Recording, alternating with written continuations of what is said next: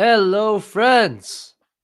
Welcome to another edition of the KFS X's and O's live stream podcast extravaganza.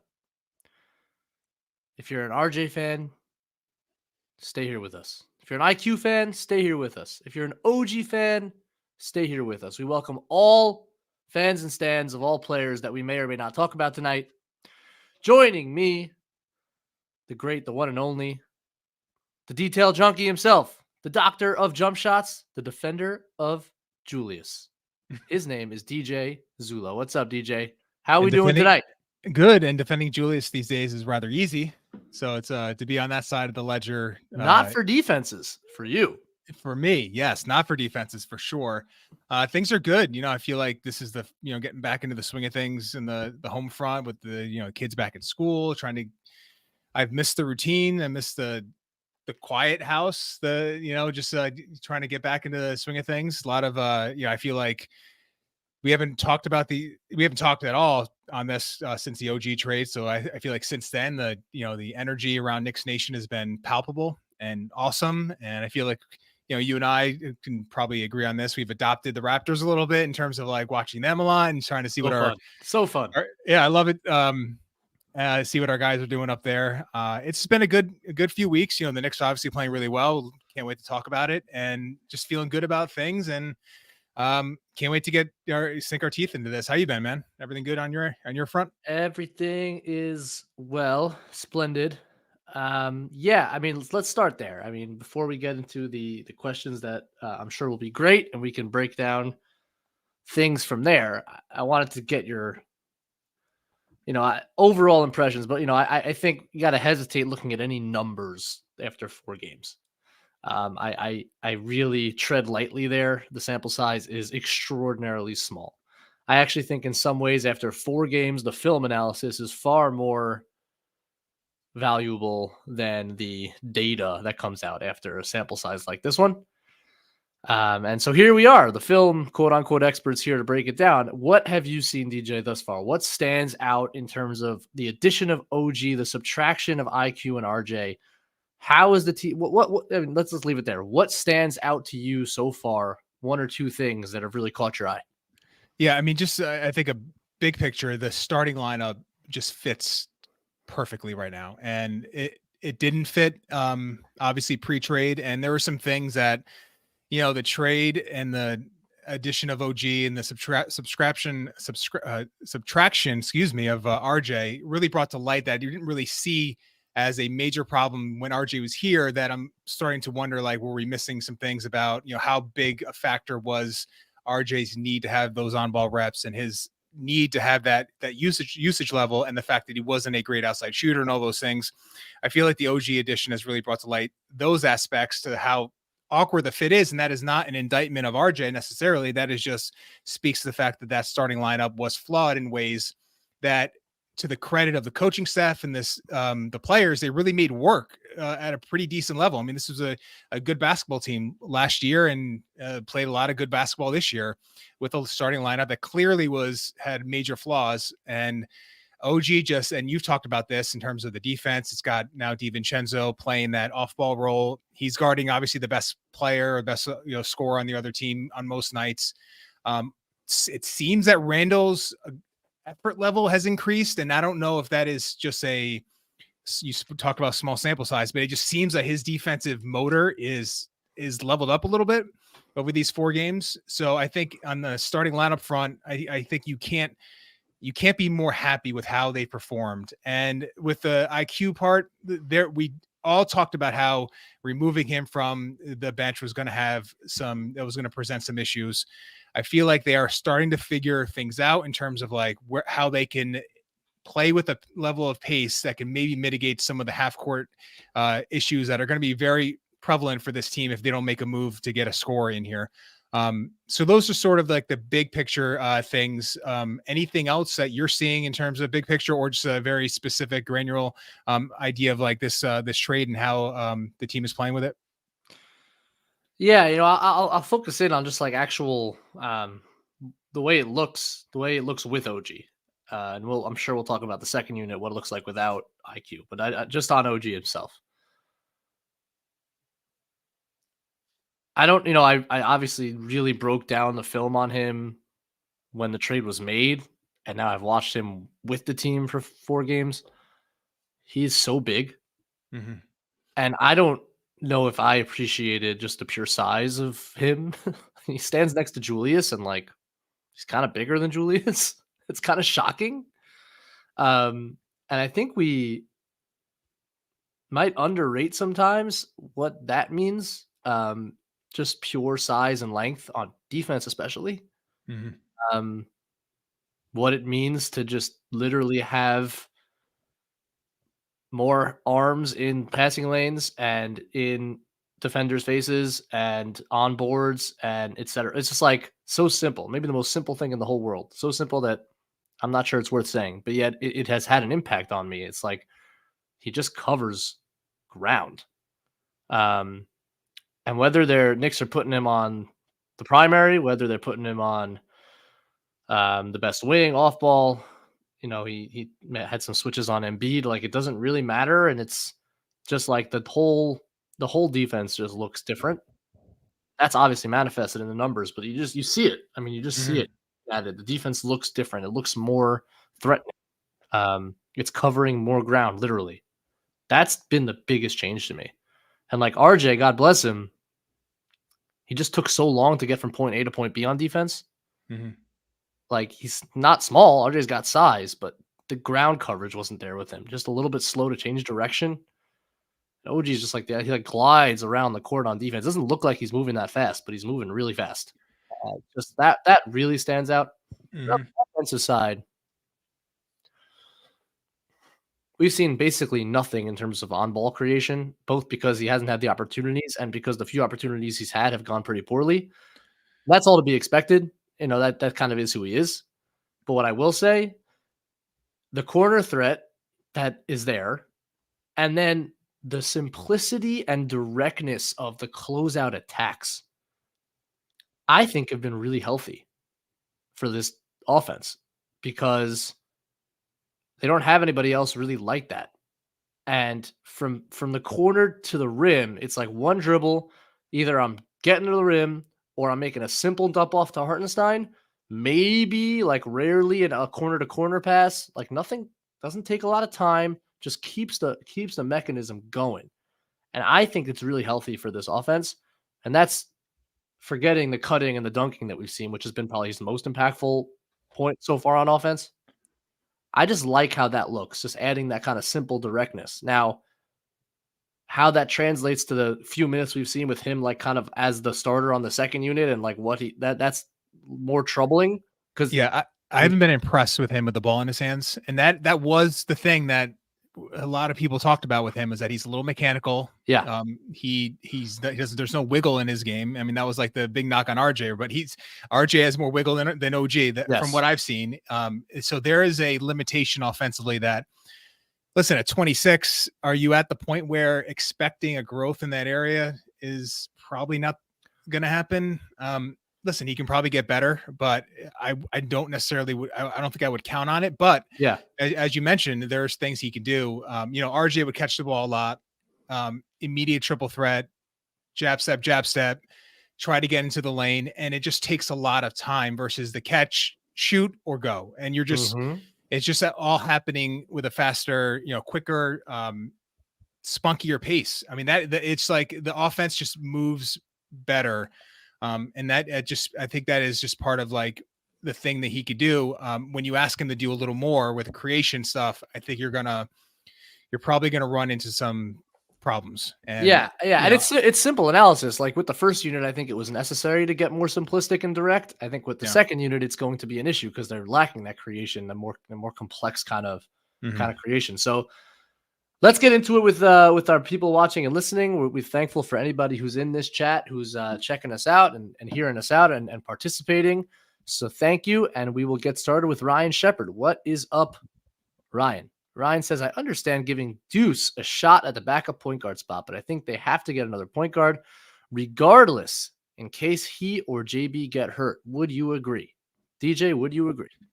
I would agree right now, and that is not necessarily a shot at or a lack of confidence in Deuce overall, because I think he is an NBA player that deserves an NBA rotation spot for most teams. I think the Knicks clearly believe that to some degree by giving him that contract, and that to me was a show of confidence. But the injury part, and John mentioned this on the show with Jeremy that I listened to earlier today about if you brought in a point guard here, let's say it's a Brogdon, and you're bringing him into to basically play the 20 minutes or so, maybe 25 if you can really stretch it.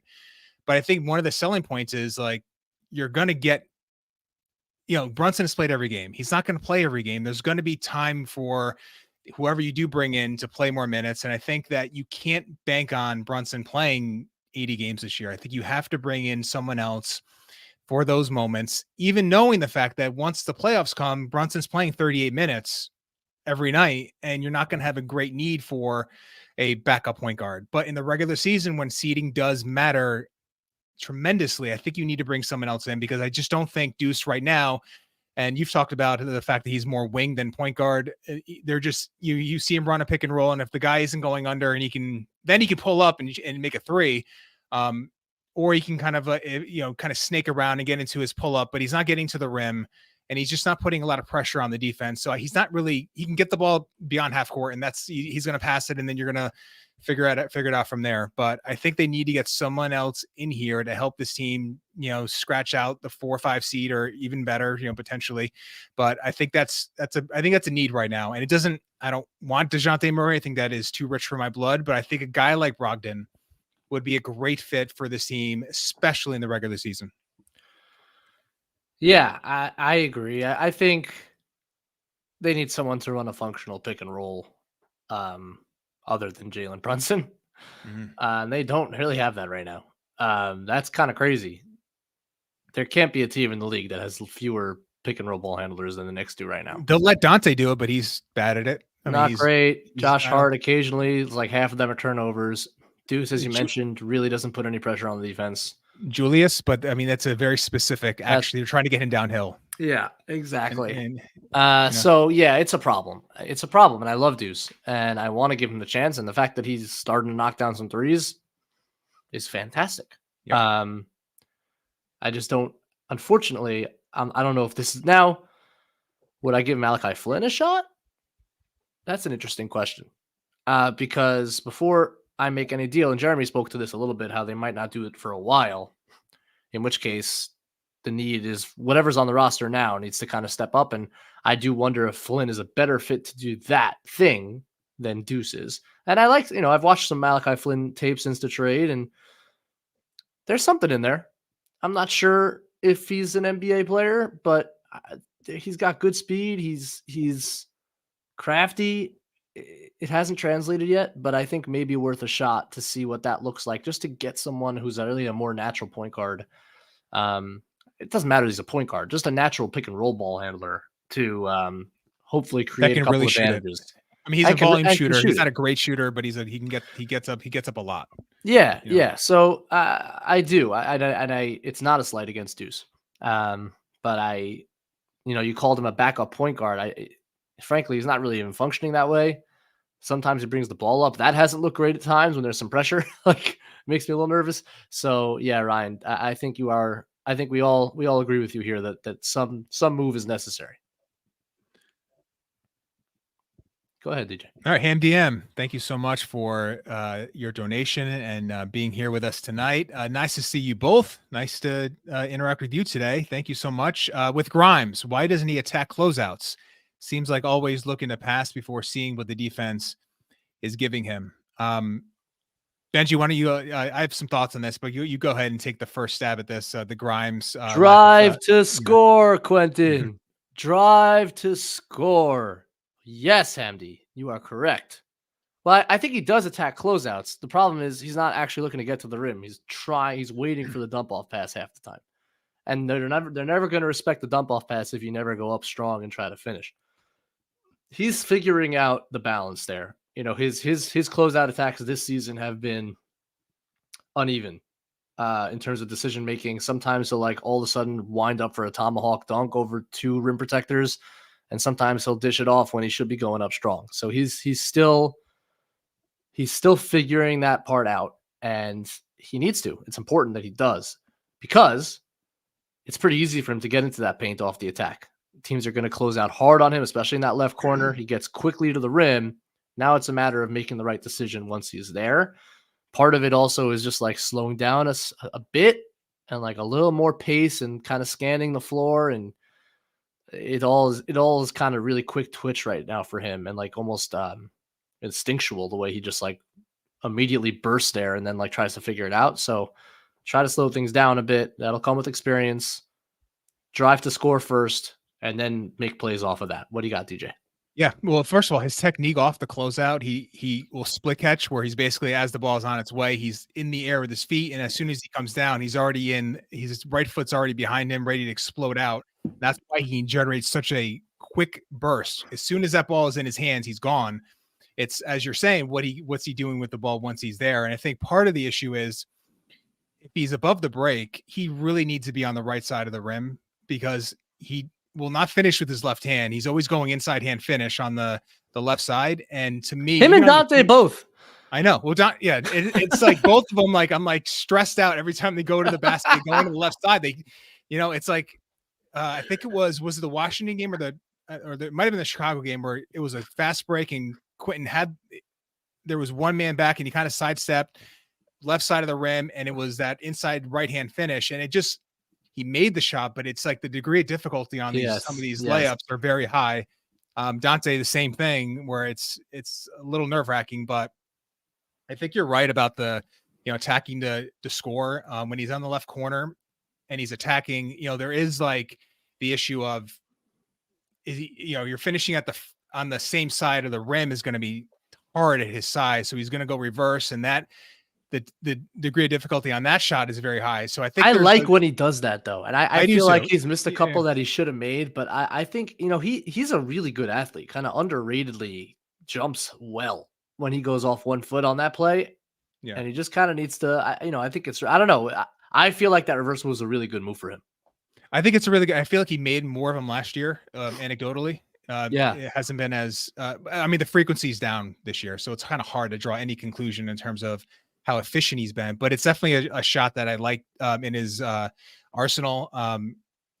But yeah, he's figuring things out as he gets more consistent minutes, and that piece of it has, that was obviously, as the reporting's come out, a part of the Knicks theory of, making a 2-for-1 trade to bring in one rotation guy for 2 rotation guys, is to give Quentin more playing time. And obviously the coach loves him. And I think there have been enough signs since the trade to say, like, this is a real NBA player that was really good last year, that got off to a tough start for a lot of reasons.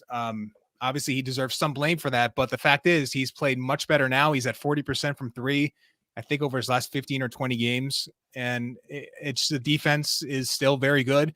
There's some lineups where he's the 4th best defensive player on the team on the floor, when it's Hart and it's OG and it's a center. He's probably when it's Hartenstein, he's probably the 4th most valuable defender on and that just speaks to how much defense this team really has. But yeah, I feel like a closeout stuff will come, more reps. I think he's really good at getting to the rim. Try to finish, get to the free throw line a little bit. I think there's a confidence thing there as well, in terms of like just passing it off and not really going strong. But I think it'll come with time. I think he's growing into the guy that was a really good player for them last year. I feel like that we're seeing more of that over these past several games, and that's a big sign, big improvement. All right, let's hit the next question. We got James Ordeo. What's up, James? James asks, Hawks are dangling Murray to the league. Don't know how I feel about him for the team. I can make the case for or against. DJ, why don't you talk some Dejounte Murray? Sure. Well, here's the case for him. He's a really, really good player, and he is obviously that we've talked about the lack of ball handling outside of Jalen. It would take a ton of pressure off him I think Jalen off the ball some would be a really good thing. He's become such a great spot up shooter that I think that could benefit him. It takes some of the yeah, I think Jalen works really hard for some of his points still, and I feel like bringing in a guy that can handle the ball like Dejounte would help in that way. I think he is. His defense, I know some will criticize it, and obviously his off-ball defense will leave a little bit to be desired. But I think on the ball, I think there's a good defensive player there. And I think there's potentially you're going to get a boost from him in terms of his attention to detail, his effort, if he's going from Atlanta to a winning situation. That's the case for him. I wouldn't make the trade because I feel like you would have to trade too much to get him. And this might sound crazy because I know he's a better player than DiVincenzo, but I just feel like with this starting lineup, I'd kind of rather have DiVincenzo just play the 2-guard spot and just be an amazing spot up shooter and a great off ball defender. I feel like that's what this team needs. I think you can go somewhere else to get that creation off the bench for a much lesser price. So that's my Dejounte take. Where are you? How are you feeling on him? Good player, but I don't know about the fit. Yeah. It's nothing that hasn't been said before. I definitely feel like that shooting guard spot in this lineup needs to be a low usage shooter and a good shooter. Now, the fact that DiVincenzo has shot the way he shot makes it a no brainer to me. I think Grimes is a better fit there too than Dejounte. And that's not to say that having Dejounte doesn't make the team better. It does, largely because you now solve to some extent your non-Brunson minutes. And I think he can do a pretty good job carrying that unit. But it's, as you say, it's a large price to pay. You're going to have to probably give up Grimes in that deal. And draft equity for a guy who you know is not the best fit. Now, as Jeremy talks about, there might have to be an intermediate move to get the guy you really want to get at some point. So you need that kind of salary, and he's not again going to help the team. So from that standpoint, it might make sense.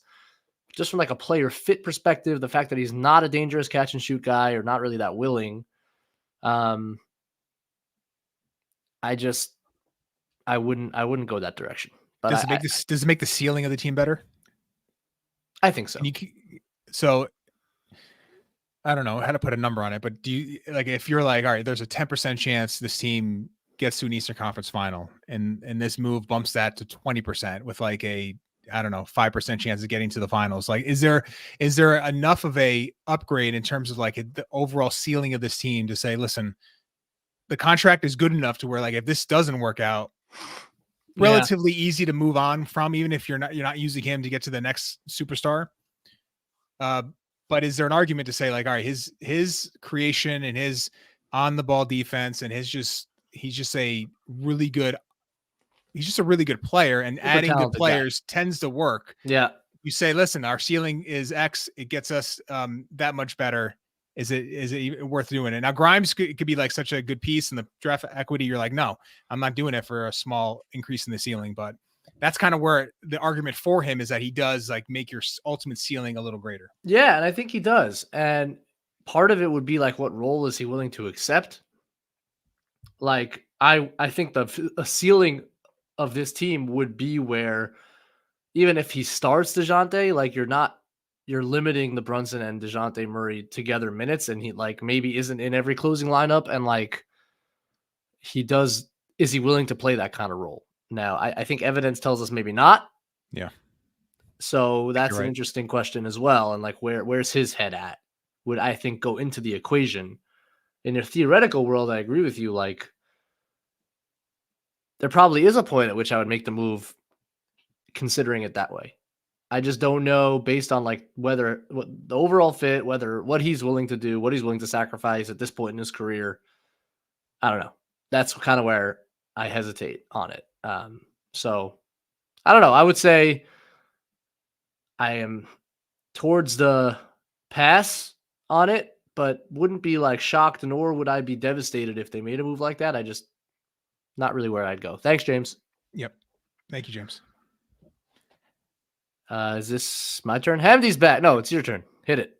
MDM, thank you again. So impressed with JB's 3-point shooting. What do you think he did to improve? Shot looks smooth and the range is good as well. And I just don't think there's anyone better to answer this question than you, my friend, who had a wonderful thread on JB's shooting evolution, including a history lesson, including it all. So check out Benji's Twitter feed at Red Holtzman.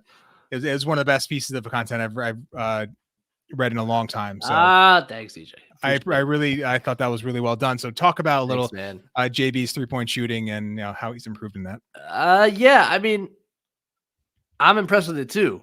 What did he do to improve? So I encourage you to check out Fred Katz's article from maybe a couple of months back now, or a month ago, where he actually he answered that exact question, and talked to Brunson about it and Tibbs about it, and got some great quotes in there. So what he did to improve was, from the moment he was basically signed by the Knicks, both he and the Knicks identified the fact that he was going to have to shoot more threes and get better at them. He was always a good shooter, but his volume wasn't high and his off the dribble volume was very low. And now that he was going to become the primary initiator for a team, it's going to be a team, I should note, with very little spacing, or not very good spacing, when you had Barrett, Randall, Robinson in the lineup.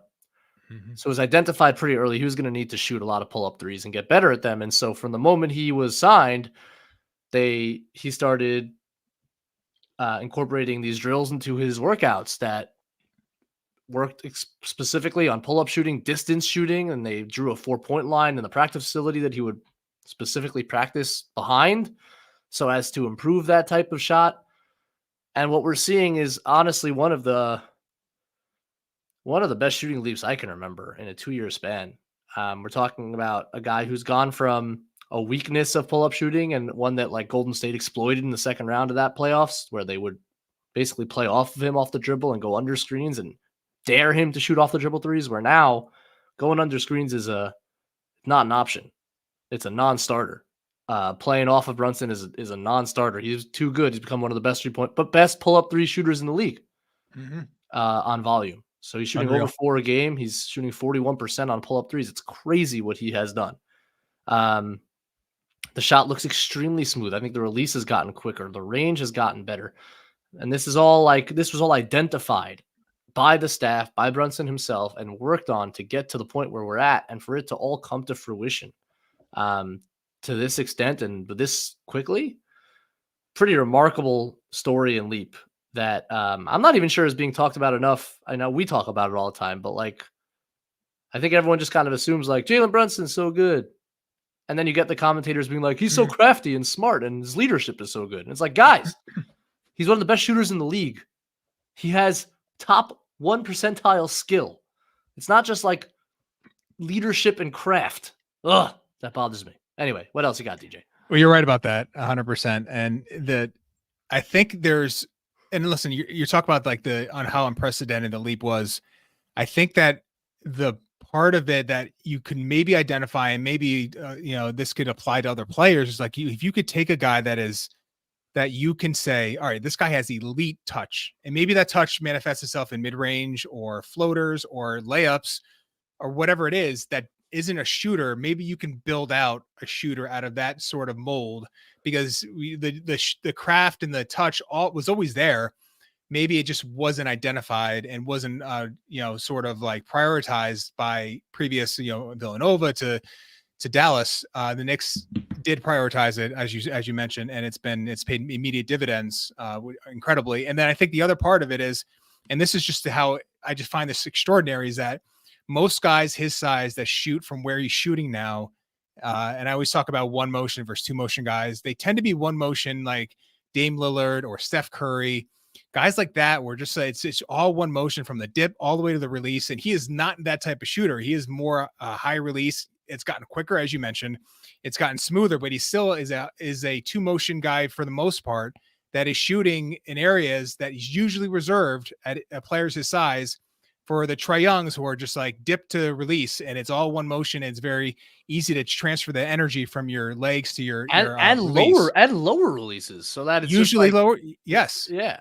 Like Another piece of it it, takes a yeah. lot of strength to shoot from where he's shooting to get the ball all the way there, 30 feet. It's crazy. Yeah, and there's only a few. I mean, it's like LeBron, it's Luca. There's only a few guys that shoot in this manner from that distance consistently. Julius has it a little bit, but these are just giant humans, and Jalen is not a giant human. And for him to shoot from this distance, and I mean, it's like his strength is just it's like there's functional strength and there's just like weight room strength, and this is a functionally strong NBA player that just uses it in a way from his shoulder, which is you talk all the time about. It's a weapon of mass destruction. He can generate space with it. It's his distance on his 3-point shooting. It's the fact that he could take a million charges and just get up every single time, play all the games he plays at the minutes, and the sort of responsibility he has. We do this all day. We have a lot more questions to get to, but yeah, his shooting evolution. Let me pose a question before we move on, DJ, because I've been thinking about this a lot. We and it goes to the commentator point, like not an elite athlete is what people say about Jalen Brunson. Yeah. They also say it about like Luka Doncic, for example. And I to me, there's like needs to be a redefinition of NBA athleticism, because as much as there should be a category of jumps high and fast that should be part of athleticism, like deceleration, like Shai Gilgeous-Alexander, not that athletic, but like nobody can decelerate flexibly the way Shai Gilgeous-Alexander can. And some of Brunson's decels this year were like he somehow, after going full speed into somebody, stops on a dime in 2 steps, doesn't move. Just somehow with it while doing these 2 steps is just going straight up and down. Like it's hard to even like that is. I don't know. Is there a better word for it than athleticism? Because that is some type of crazy athleticism that he has that allows him to do that. His short area burst is, I think, incredible. Yes. He's not fast, but he's from getting to point A to point B in a very short window. Like he does it as fast as anyone. That I mean, there's probably a few guys that can match him. But like there's like a De'Aaron Fox athleticism, there's a Jalen Brunson athleticism. Like these are it's different categories. But yeah, I think you can easily define him as a great athlete. The balance, I mean, to be able to like the direction shift, like when he does those sweep through moves, like you got one in Philly. He had you guys go. I want people to go into their driveways or their park and try to do a sweep through move the way Brunson does it and actually change direction, because he makes it look easy. And I have tried to work on that move.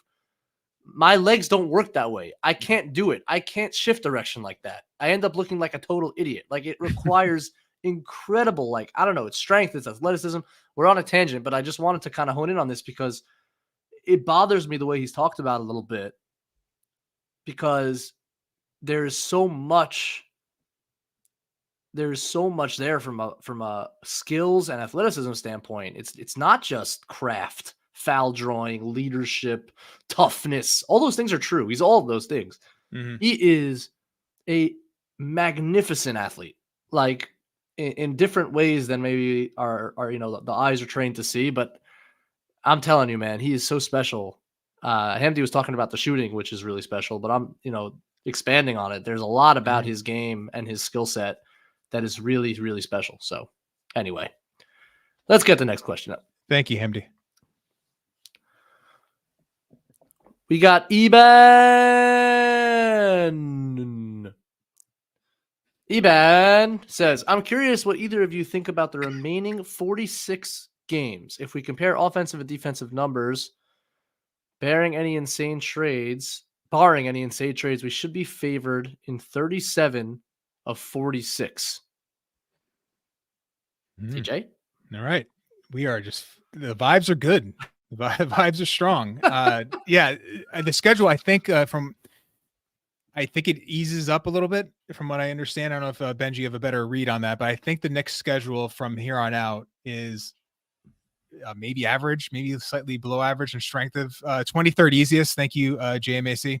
So, and the Knicks deserve this. After Portland, it'll rise again a little bit, unfortunately, but yes. That is true. Yes. But I feel like, yes, the remaining games, I feel like this team, if you look at some of the, whether it's dunks or threes or synergy, when they have these adjusted ratings, the Knicks are probably the fourth best team in the Eastern Conference by, some measures, third in some, in terms of just like how they've played compared to the quality of opponent this year.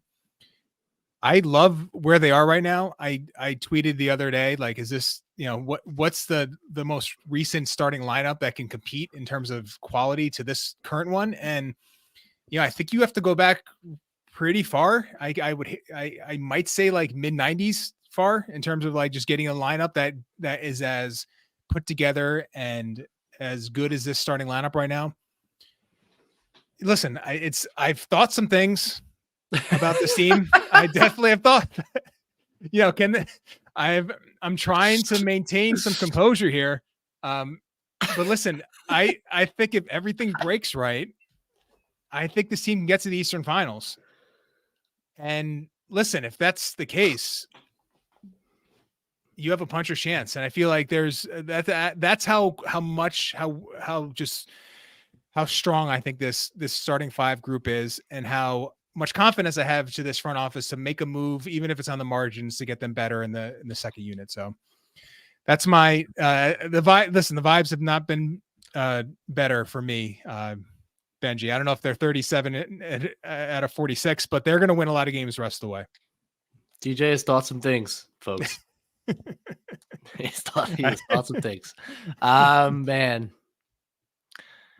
I still have. You sound like you just started a relationship. You've been through some rough ones. Thought it was going well, and that's the rebound. That's what you sound like right now. Yeah. Mm-hmm. Maybe it makes sense after the trade. Let go of IQ. You'll break up, a little makeup with OG. Now you're feeling anyway. I still have concerns. However, to your point, Eban, the schedule is favorable because you've played the Bucks 312 times already, and you played the Celtics 250 times already, and you just beat Philly, who you have a couple more times. But I am concerned with the minute load right now. I am concerned with the backup point guard and center position.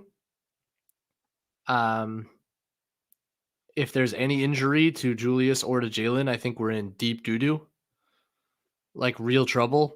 So the minute load thing, therefore, is more of an issue because the injury would be a real disaster without the ball handling to make up for either of those guys going down. I just saw Tyrese Halliburton went out with a hamstring, so you never know, man. Yeah. So between depth and between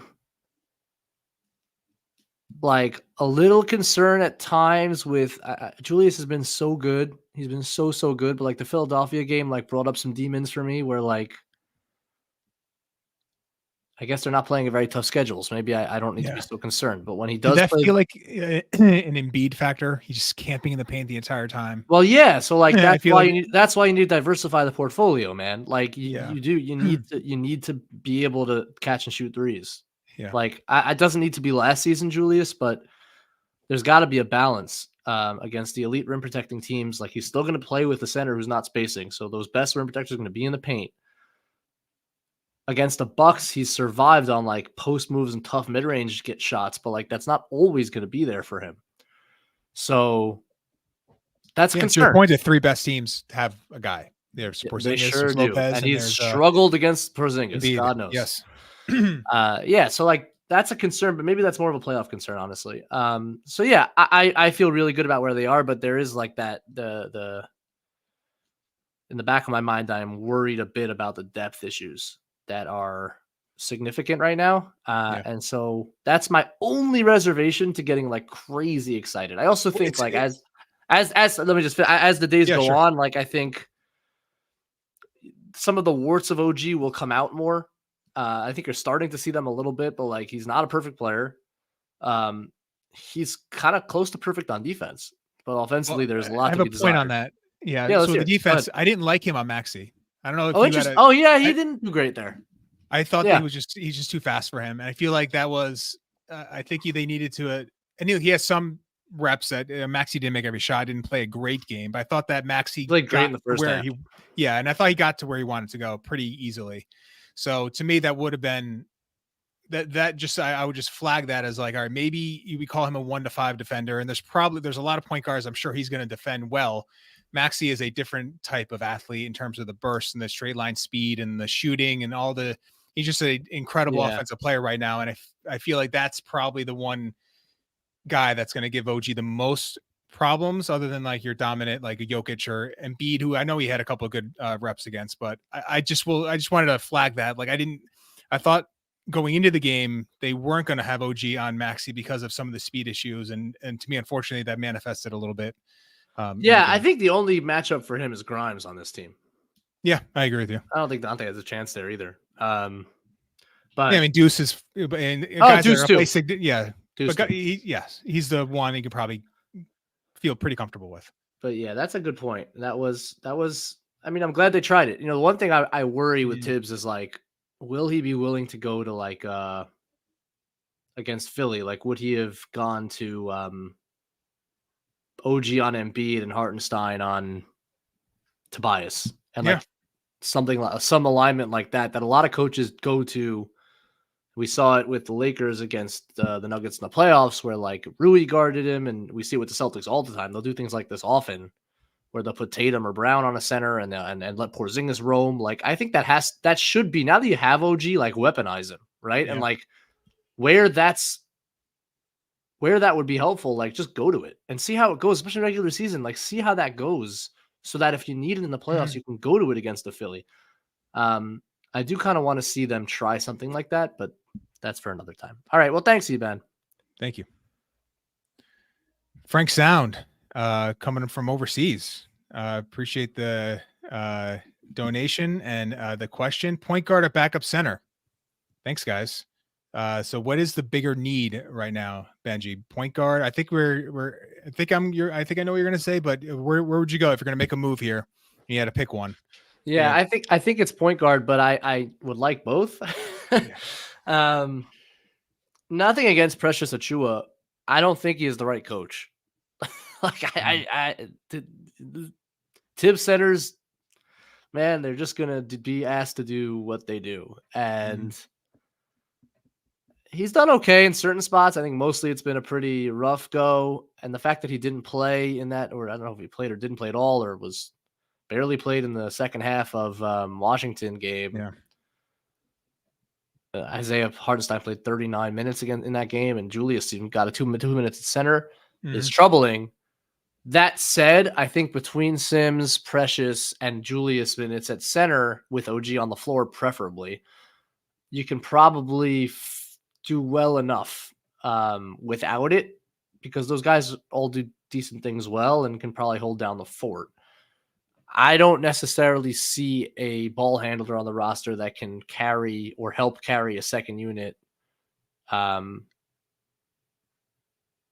that's currently playing. Although, again, if Flynn gets a chance and shows out, maybe the answer is a center. I'm actually not sure about this. What do you think, DJ? Like, I could go either way.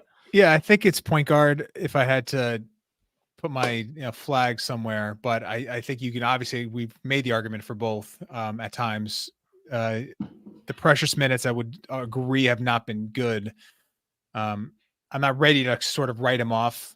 And if you're going to make this a Precious versus Sims comparison, I think we're at the point now where I would like to see this be a healthy competition between the two of them. I don't see why that can't be the case. If you're thinking about like, all right, if they're going to get 15 minutes a night, let's figure this out. I think you can make the argument that Sims was good enough last year and as a starter and has shown enough to where like he deserves a chance to beat out Precious Achiuwa as your backup five. I think that's reasonable. I think they have actually similar defensive shortcomings and skill sets. Offensively, I guess Precious is he's more talented, clearly more skills. Is he better? I don't know. Does he take it? Is he like such a live wire offensively sometimes that he's actually like taking some things, like you almost like rather him play like more of a Sims role in terms of just being like very disciplined and very specific with what he does. But listen, I think Precious is a talented player. I think he deserves a chance. I think Sims deserves a chance. I think I'd rather see them sort of like in the next week or so, give them the several games to see if we could figure out who the better player is right now, let them compete for it. And I do think the point guard position is the bigger need. And I think they'll figure out a way to address it. All right. Thanks, Frank. Thank you, Frank.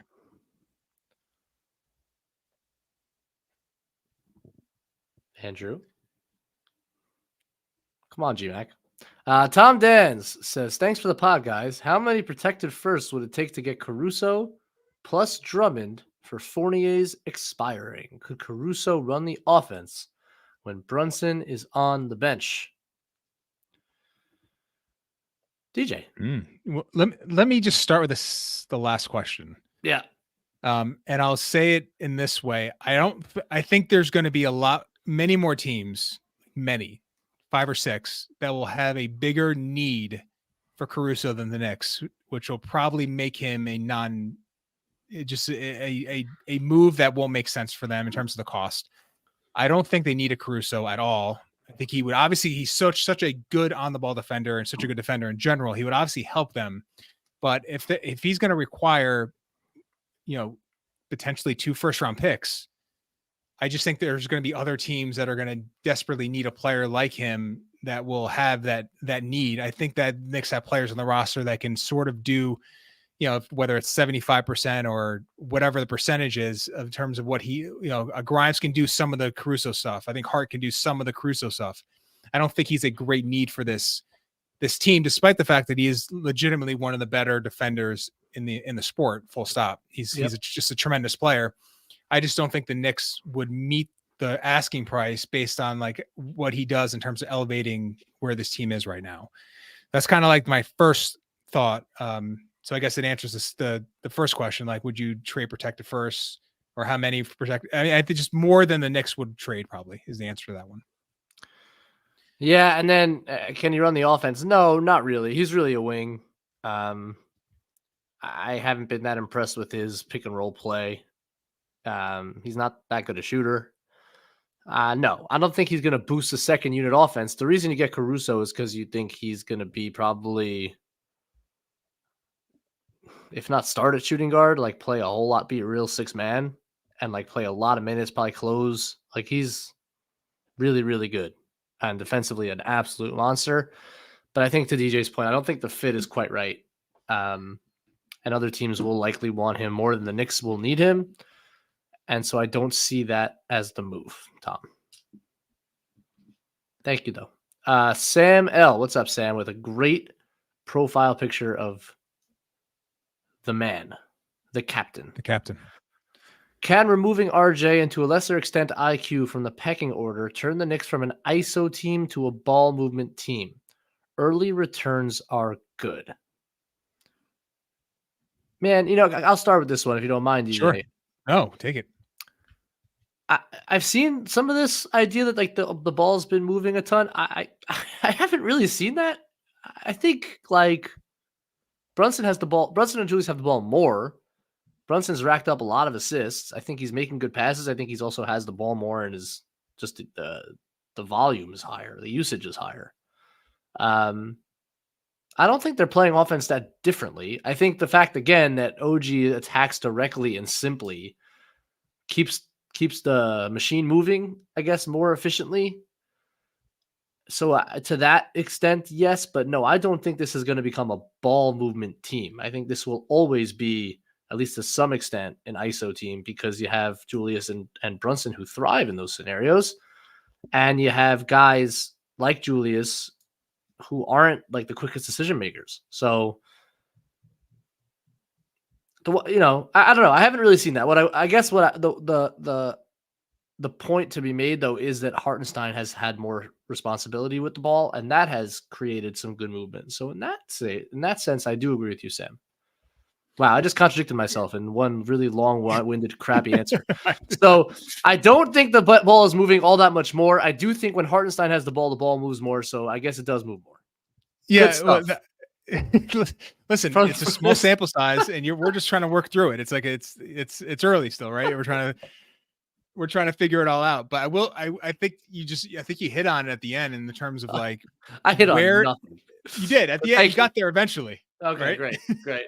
I'm glad I jumped in to take that one first. Like, let me have this one. I'll ramble on from nonsense for 10 minutes. Please, DJ, talk some sense into me. I will say that, you're taking, where is the RJ and where's the quickly usage going? And I think, yes, is it going to Brunson and Randall? You can probably numbers. I haven't looked at it, to be completely fair. And I don't know if that bears out, but if you're most of it is going to the ancillary pieces, which is OG, which is DiVincenzo, which is Grimes, which is Hartenstein, primarily Hart a little bit. And these guys they're all quicker decision makers in the sense that they're going to either have an opening, whether it's DiVincenzo, but the shot's there, he's going to take it. If it's not, it's moving. Hart, to his detriment sometimes, is going to, move the ball sometimes when it doesn't need to move and when he should shoot it. But I feel like these guys, Grimes too, we wish there was some more aggression there. But I feel like these guys are all wired to be more connector pieces than RJ specifically, and IQ to some degree, because I feel like with IQ, one of the larger issues I always had with him was like sometimes his need to get to where he wanted to go took a lot of time because he's not bursty and his handle is good, but it's not great. So to get to where he needs to go just requires more work to get that defender slightly off balance. And then he's got an opening and then it's time to move. But that all takes a little bit of time. And we know JB is the guy that is going to do that. And then we know Julius is. So you've removed a couple of guys that can, sort of like take some time to get to their spots. And you've replaced that usage with guys that are just naturally more inclined to keep the thing moving a little bit. So I know over the first 3 games, if you just looked at passing and assists, it was much higher than the pre-OG trade. And obviously, as you started with this, we are in small sample size theater and we have to see how that maintains. But I thought watching it was evident enough to where I went and looked at it and it did show a little bit in the data. So I feel like there is more movement with the ball after the trade. And, obviously we're going to have to see if this maintains, but the Hartenstein piece specifically is just important here because, he's a great outlet. He's a great guy to sort of like direct things when things are bogged down. And they didn't have that guy as a, ancillary piece. It wasn't RJ's role. Obviously it wasn't Mitch's role. So you've now put in a guy that's playing a lot of minutes that could do those sort of things. And I feel like that's really injected some life into this offense in terms of its movement and its ability to sort of diversify a little bit. That wasn't there, obviously, before Mitch got hurt, and I think before the OG trade. I guess I'm less convinced of the other part of that. Like the second unit's been pretty stuck in the mud. Like it's been dumped to Randall if Brunson's in. Like I agree that when Hartenstein is involved and is able to kind of move the ball from point A to point B as the outlet, as the roller, that definitely increases the ball movement. But that was true before. I don't know. I agree with you about IQ and RJ. So like both of those guys, as effective as they were in different ways, didn't necessarily, like when they were initiating, create a ton of ball movement. But I don't know. I'm less convinced that like the usage going to Hart, Grimes, Deuce like is going to really ramp up your ball movement. But I agree on the Hartenstein point. But your point, listen, if the data is reflecting more passes, more assists, we'll see if that continues. And I am happy to be proven wrong on this. But I don't know. I haven't quite seen it in the film, but maybe it's there. Hit it, DJ. Ben Kim Gervey, thank you so much. One of our regulars. Always appreciate you joining us. What changes to the offense is the team making, should the team make, to take more advantage of OG? Benji? Love this question. Love this question, Ben. As you often do ask good questions. I don't have a ton to change, honestly, because, and this is taking out the other consideration of what OG needs to be happy, which maybe is a concern here. But let's just assume that he's going to sign and be happy. Okay. The one thing I would like to see, and there was actually a play late in either in the, I think it was Philly, but frankly, I watched them in reverse because I was back online Saturday night and I watched Washington live, and then I went back and watched Philly. So now I can't remember which game it was, but there was a play really late, I think at the end, maybe almost like garbage time, where Hartenstein caught at the foul line and OG ducked into the post. And Hartenstein threw the pass, it was deflected for a turnover. And I'll pull up this play after this podcast and put it out there to show you all. But that interests me. Like, that moves me. Because I don't know if you really want OG initiating more. I watched a lot of Toronto film, like the plays they ran for him, coming off a couple screens, trying to get him kind of with momentum, didn't move me all that much. Like, any kind of real ball handling requirement that was given to him, I just wasn't moved by. And I think the offense is better off in other hands. But little duck-ins to use his size, especially because at times they're going to put length on Brunson and he's going to get a small defender on him the way RJ was. Mm-hmm. Yep. Little duck-ins, and you can use Hartenstein in that high-low game. That interests me a lot. That like interests the me a lot.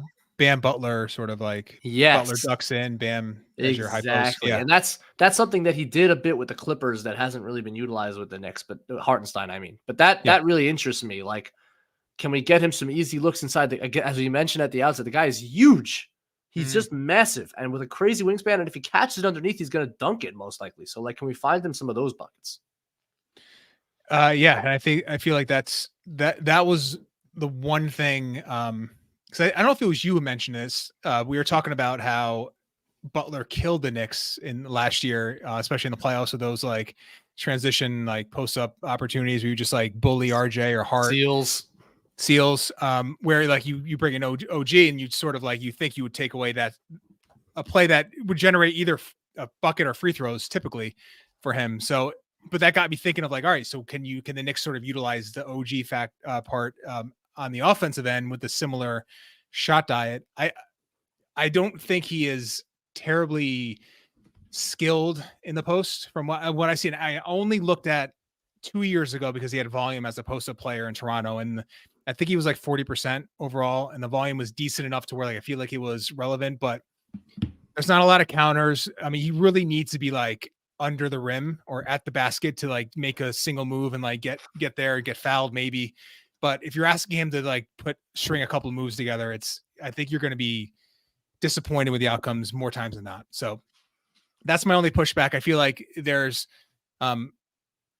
that's just like the one thing with him. And like you talked about how like warts are going to come up as he like plays more minutes. And I feel like in his role as a corner 3-point shooter, as a transition player, and he's fantastic in that area. And as a attacking closeouts, I feel like he's a good offensive player, or at least a really good fit to this team. But if he thinks he has, visions of grandeur to be like a third option, like a true third option or a second option on a basketball team, like I don't see at 26 years old. I don't see it coming to him, but that he's still going to be an incredibly valuable player, all defense caliber, and make a ton of money. So I'm not indicting him. I'm just saying, like, I think that we need to be a little wary of increasing his shot diet, because I feel like there's a few things he does really well and some things I just don't think he's cut out to do. Yep. Agreed. Thanks, Ben. We got Tingus Pingus. What's up? I love that. Thank you for the chat, my friend, and the contribution. Thoughts on Mitch versus iHeart in the future? Here we go. Who is a better fit? Which realistic backup centers should the Knicks be targeting? Great question, Tingus Pingus. DJ, what you got? All right. So as you're not going to find a bigger Mitch fan than me. So this pains me a little bit to say. That was a great Trump introduction.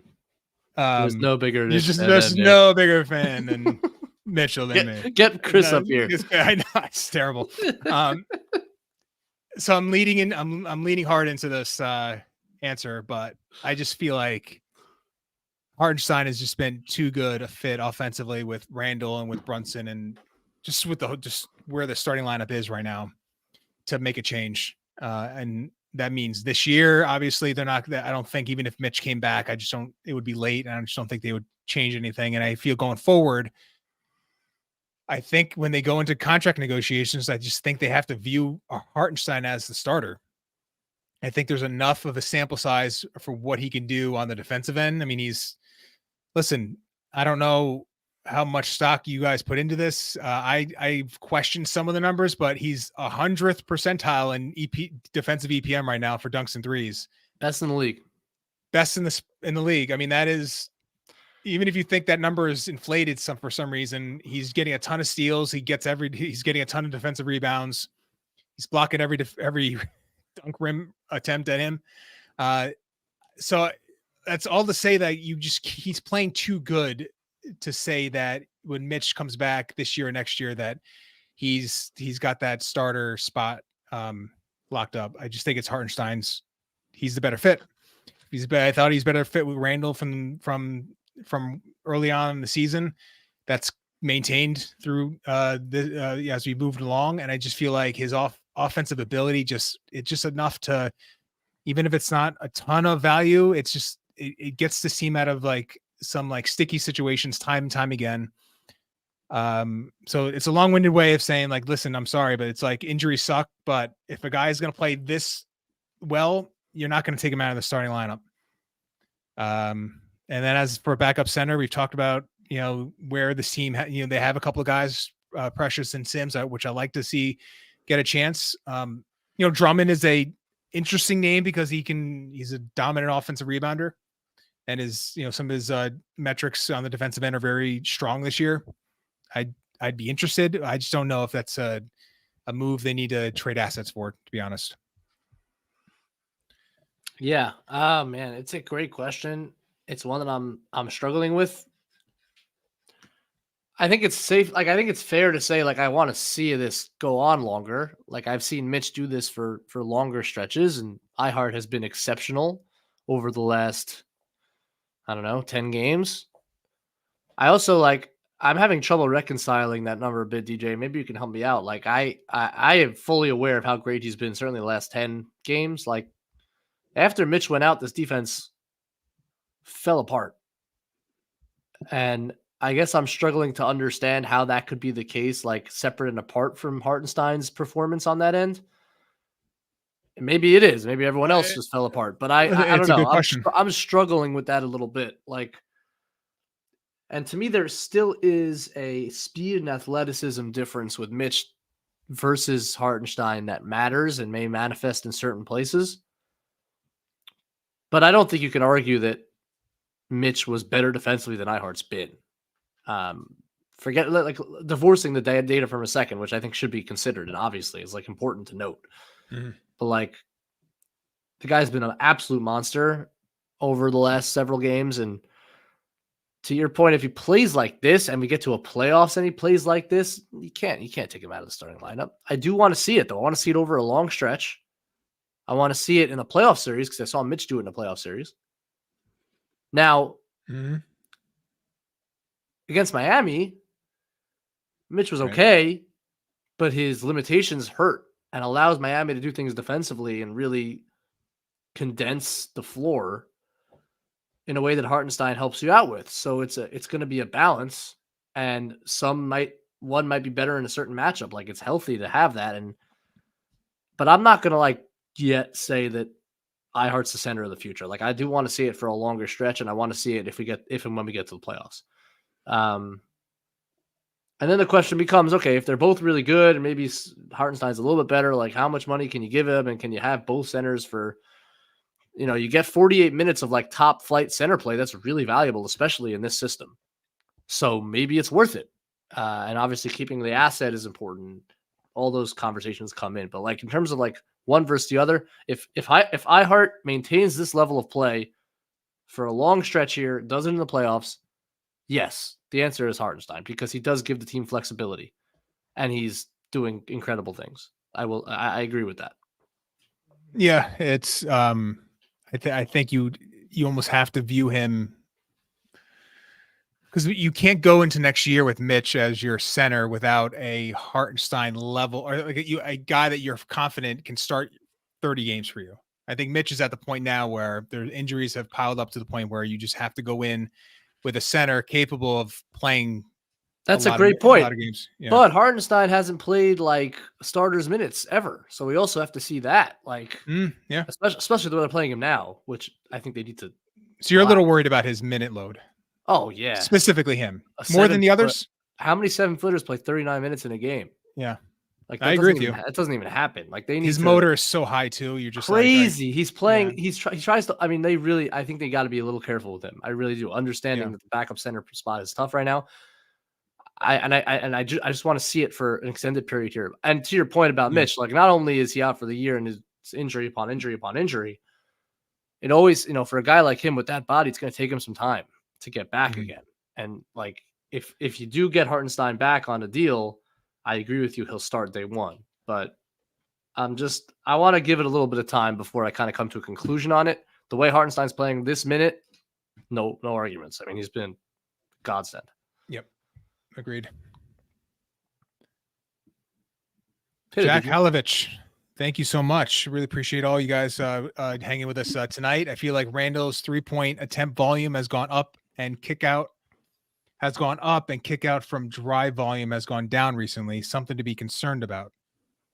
So I'm going to plead ignorance here. I did not know his 3-point volume has gone up of late. Let me pull up his numbers in terms of his 3-point attempts. Benji, have you seen that as I sort of check in? I haven't seen the numbers that number? confirm that. He had maybe a couple games where he took like 6 or 7, so it might be true. Okay, so he did take 8 against Washington, 3 go. against Philly, 7 against Chicago, 6 against Minnesota. Okay, so I mean that is a jump in 3-point volume, which I think generally is, as you touched on with the Embiid matchup specifically, you want to have that diversity when the paint is not going to be cool as open with this for you. Yeah, I'm cool with this. I'm not concerned about that because I'm okay with this 3-point volume going up. In fact, I think it has to go up a little bit against the best defenses. But I think he's been doing really good things on the floor, that Philadelphia game excluded. Like, I think his drive and kick game has been really good. His post-up game has been really good. He's getting to the rim. He's finishing better than he ever has. I'm not particularly concerned about what you state here, Zach. I have concerns about the third Randall-sance, what he's doing now in terms of like just the battering ram to the rim over and over again, and how that translates to playoff ball. If not complemented with an outside shot. I do worry about that. But I'm not concerned with this trade-off to the extent that the trade-off has taken place.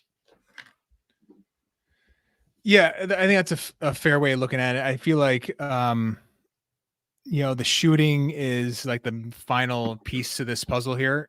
The unfortunate part is, and this is kind of what you're alluding to, is like, where is the shooting going to really manifest itself as like being a problem? It's going to be the playoffs. So if you're like one of the, and I get it. If you're like, listen, what Randall can be all NBA again, but if he doesn't perform in the playoffs, like, I just don't care. I think I don't agree with that sentiment, but I feel like there's like a kernel of like understanding to be like, I just want to see Randall in the playoffs, and then I'll make my judgment there. I think he's probably more equipped this year than any year, more because I feel like the talent around him is better. If you look at the We Here year, it's stark how little help he had. Reggie Bullock, I mean, RJ second year, he had a good year that year. Sure did. I mean, Alec Burke, he was a really nice shot maker. Obviously, the center position really gave him nothing. There was, obviously Derek had a really good first year with the Knicks, but that roster around him was really poor compared, especially to what he has now. So I think if you look at it like, all right, well, is he more equipped personally? Probably a little bit, because I feel like his game I feel like there is more diversity to his game right now, and his finishing is so incredible. And I just feel like there's less opportunity for a team to just overload on him and really take him away because of the talent around him. So, but he's going to have to do it, and that's for sure. And I would like to see just the volume to stay where it is, even if tick up a little bit from 3. But I would like to see the efficiency come up a little bit. I feel like that's as I said, the sort of like the last piece to like building out a true like first or second All NBA case for him. All right, we got Foam Dome. Foam Dome. What's up, Foam Dome? Benji, great JB thread. Thanks, man. Agreed. I think the East has 4 tiers. Okay. 1, Boston. 2, Knicks, Sixers, Bucks, Heat, Cavs, Pacers, Magic. That is a tremendously large tier. 3 is Brooklyn, Chicago, Toronto, Atlanta. 4 is the relegation zone. Charlotte, Washington, and Detroit. Do you agree? I agree with Boston at 1 by themselves. I think they're the best team. I would break up the second tier a little bit and put Philly and Milwaukee by themselves, despite Knicks beating them by 30 points. I feel like I just think you have to give Philly an edge right now. You can probably look at a lot of like advanced numbers and obviously the last win and say the Knicks are in the same tier as the Sixers. And I don't know if I'd have a great case to argue against you, but right now I just feel like Milwaukee and Philadelphia are in their own second tier. I think then you have the Knicks, I think you have the Heat, and certainly the Cavs in that second tier. And I think Orlando, especially what they've done in beating Denver with Paolo, that was one. His usage, by the way, is like 38 over the past like several games at 21 years old. I mean, Franz has been out. He's been out. He's just been, everything is going through him. He's running point guard for them. There's no spacing. His shooting numbers are obviously like not great, but he is like doing enough creation wise to like keep his team in games against the Denver Nuggets, despite the fact, I know that they were coming off a back-to-back, the Nuggets that is. So I think Orlando's probably in the, I would put Orlando with the Knicks, the Heat, and the Cavs, and say the Pacers are in the tier below that with I would put the Pacers in their own tier right now, I think. Well, this is getting very confusing. If we see, there's a lot of tiers right now. I've taken a very clean like DJ Rex tier thing, and I put in like 1, 7 of them. Philadelphia 2, Milwaukee 3, the Knicks 4. We actually have 15 tiers in the Eastern Conference. Also, Milwaukee's apparently getting destroyed right now, as Andrew reports, by Utah. Utah's awesome, but yeah, Milwaukee's struggling a bit.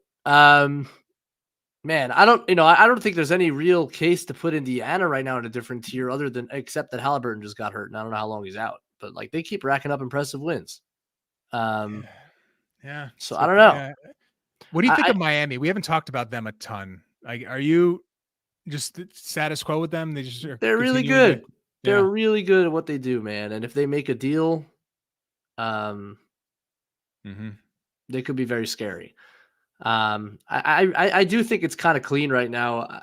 I agree with you that despite Milwaukee getting really struggling right now and hitting a bit of a road bump here, I would still put them in Philadelphia ahead because the superstar power is so legit. And Giannis, different, man. So I would still have them ahead, and then I'd put that whole cluster together in that third tier because they're all like Cleveland just won a gazillion games without half their guys. Indiana keeps racking up impressive wins. Orlando somehow keeps winning.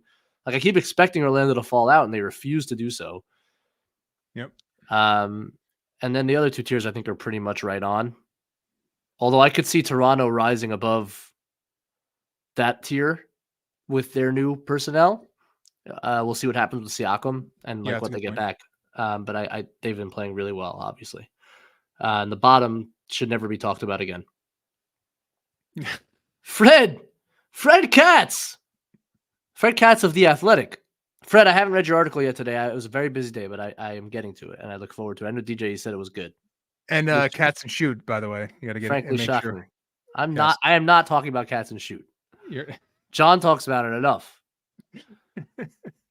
Fred says Detroit should be in its own tier. No, I am not putting Detroit in its own tier. He says, scratch that. They should be in its own tier. It should be called the tiers tier. I disagree, Fred, because Detroit is putting up a fight in these last few games, and Charlotte's a joke, and Washington's a joke, And like the Knicks needed to almost poop themselves to make that even a 5-point game at one point. I think Detroit is not in its own tier, and I would not be shocked if Detroit found their way into that conversation of not being the worst team in the East. What do you think, DJ? Well, the counter is they're 3-33. So a positive 3-33. Over the they're- last 5 games, it's been good. It's been James Wiseman. competitive. He's been rolling well. He's been containing the ball on defense. He's been finishing. He's not taking any of those terrible mid-range jumpers anymore. I mean, you could say some positive things, but I mean, 3 wins is 3 wins. So, How many does Washington have? 7? It's more than double. What, Andrew? What is that face? Did Benji just say a positive 3-33? Positive 3-33. It's a positive 1-4, like in their last 5, kind of thing. Benji, they're 1-30 in their last 31 games. Yeah, but what are they in their last 5 games? 1-4. That's right, 1-4, and it's been a positive 1-4. Look, mark my words, because who was the guy who said after Utah beat the Knicks, Utah's going to win a lot of games? Who said it? Andrew? It was you. It was you. me. Detroit They got Laurie Markkinen back. Detroit is not that much worse, if worse at all, than the Washington Schmendricks and the whoever else we're talking about. They're not. Charlotte without LaMelo, God help them. They're not that much worse. And if by the end of the season they're within that range, I said it first. So I would counter with that. If you're comparing them in that bottom 4 tier of ass, that is San The Antonio. relegation zone. They should all be relegated for what it's worth. Right, they're all relegated, fine, but that doesn't mean that they're like in the Utah conversation. No, I didn't say they're in the Utah conversation. I just said it's a positive 3-33. But if you're in the relegation zone, does it matter if you're the best team in the relegation zone? You're just in the relegation zone. No, but Fred said that they should be in a different tier. And I am saying they should not be in a different tier. They're in the same tier. A tiers tier. We just keep talking about Fred, so he keeps donating. That's all I care about. He's got another super chat. Here you go. Fred says, According to second, go ahead, Benji. Go ahead. According to Second Spectrum, Detroit has pooped itself in all 33 games played this year. Not true. In the last 5, they have merely urinated upon themselves. In my opinion. Uh-huh. DJ, what do you have to say about that? Nothing. Listen, Nothing. According to Second Spectrum, I think we've exhausted this segment. So I think somehow, this show always becomes a Pistons pod. Let's wrap up, fellas. That's it, Fred. Wow. Yeah, that's it from Fred, and that's it from everybody. Good job That's tonight. disappointing. Thank you for tuning in, everybody. Please like this video and subscribe to our channel. Please, if you're listening on the KFS podcast feed later, please leave a 5-star rating and review. Please check out, I assume there's a pregame pod dropping tomorrow. Yes, There sir. is. Yes, sir. With Sean Hyken, who covers the Portland Trailblazers on Substack. The pregame pods are an awesome resource, guys, to prep for games. I listen to every single one. Andrew does an amazing job. So we have you covered pregame. We'll, of course, have you covered postgame. We'll have you covered with a thread after the postgame. We have it all covered for you. Anything and everything to do with the Knicks, we have it covered better than anybody else, in my humble opinion. So do all those things for us. We appreciate all the feedback. We appreciate all the reviews and the likes and such. DJ, Fred's got another one. You're going to make me read this one? Yes, If absolutely. peeing in your pants is cool, consider Marcus Sasser, Miles Davis. Miles Davis is a cool dude. There's no one cooler. You can always count on Fred too. Meanwhile, Marcus derail a Sasser good podcast. almost single-handedly defeated the Knicks because they're a very solid 3-33. Good night, everybody. We'll talk to everybody soon. See ya.